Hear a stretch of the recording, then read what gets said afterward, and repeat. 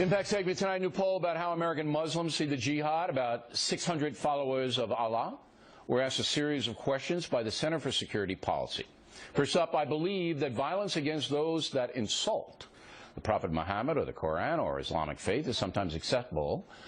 29% say yes, it's acceptable sometimes. 61% disagree with that.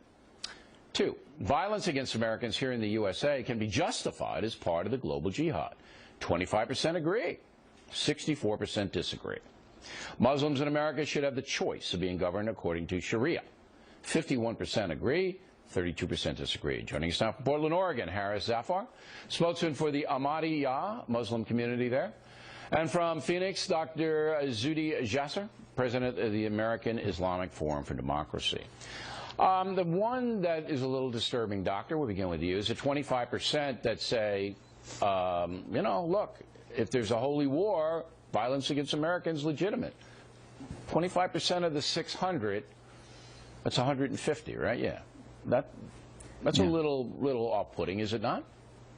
Oh, it is, and I'm so glad this study is getting, and I'm glad you're paying attention to this, because Americans need to understand violence is not the problem. That's the tip of the iceberg. And we're learning from this, which is what our organization was founded on back in 2003, that the solution is to separate mosque and state. Sharia is the instrument of the Islamic State. So American Muslim community, as diverse as we are, the adherence, the allegiance to Sharia as a law above states like ours, a secular state that separates church or mosque and state, is very important to understand that that's the tip of the iceberg. And until we empower Muslims that are that other 75%, that 70% that rejects that, we're going to see, you know, where's the continuum going? But it's not. It's 51% that say Sharia law should be the reigning law. Now, I feel a lot of that's because of some Muslim Americans that weren't born here. They came here from other places where Sharia was in place. How do you see this, Mr. Zafar? Well, Bill, the way I see this is this survey really underscores the two major points that the Ahmadiyya Muslim community has been advocating for decades.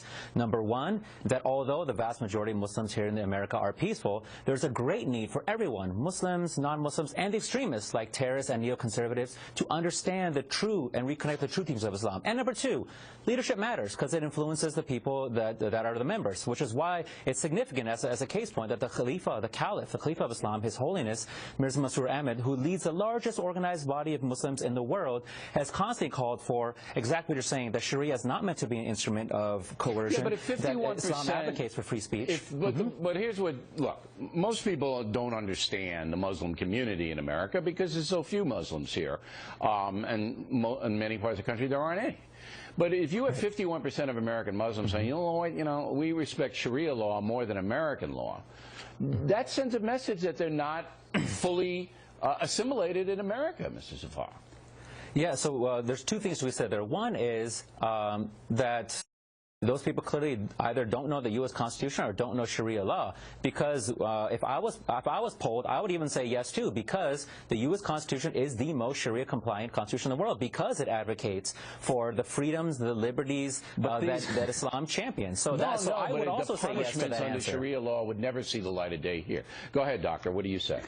But I mean, those apologetics, that denial is the exact problem that this study is trying to change. As long as we focus just on the violence and we say somehow this apologia of the compatibility, this is nonsense. Most of the studies around the world show 90% adherence in states like Egypt and Afghanistan. So therefore, we have to engage the fact that when you have 25% of 3 million, which is hundreds of thousands of Muslims that adhere to this, the Sharia state that pulls and radicalizes Muslims towards ISIS, if we're going to have a strategy that we recommend to our government to counter-radicalize, it has to be not only engaging the violence, but engaging the Shariaization, if you will, Let me give Mr. Zafar the last word, to be fair. Go ahead, sir. Thank you. I agree with everything that's been said, which is why you'll find that the Ahmadiyya Muslim community, who's the oldest Muslim organization here in North America, has continually advocated for the Islamic principles, which we ask everyone to join us on, which is non-coercion, absolute justice, and the separation of mosque and state. We've been here the longest. We've been saying that for a very long time. No jihad, right? No holy war? to establish Islam? Absolutely. The founder of our community, the promised Messiah we've been waiting for, said that the jihad by the sword is dead. Now the jihad by the pen reigns. Okay, gentlemen, but you can't talk out of both sides of your mouth here. Okay, so we no, have no, to no, but acknowledge wait. the problem. Let's not get into that. Thanks, he said Jasser. what he said. We'll let it